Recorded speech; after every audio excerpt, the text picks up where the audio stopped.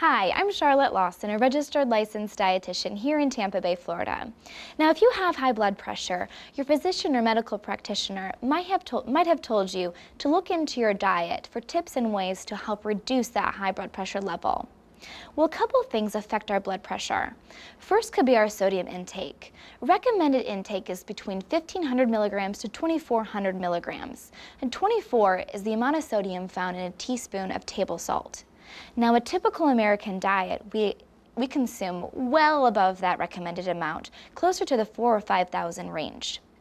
And keep in mind, every time we're consuming sodium, our body requires water to actually counteract or keep our body at homeostasis. So you can imagine if we're consuming more sodium, our body has to hold on to more water. And as we fill our blood with that extra sodium and water volume, we're again increasing that pressure or hypertension, if you will, that blood pressure against our arteries and veins. So trying to reduce that sodium level is very key.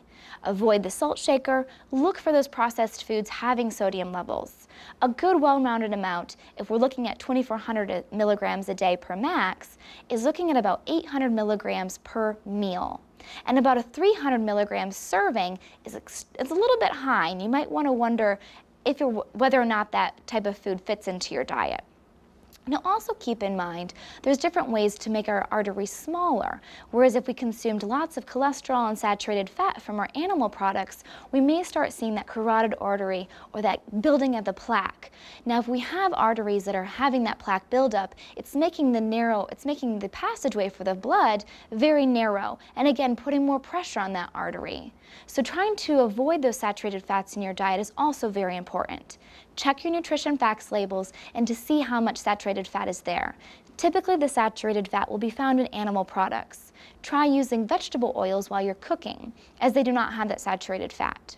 So ultimately, we want to reduce our sodium and reduce our amount of saturated fat in the diet. Hopefully then you'll see a small reduction, at least in your blood pressure levels.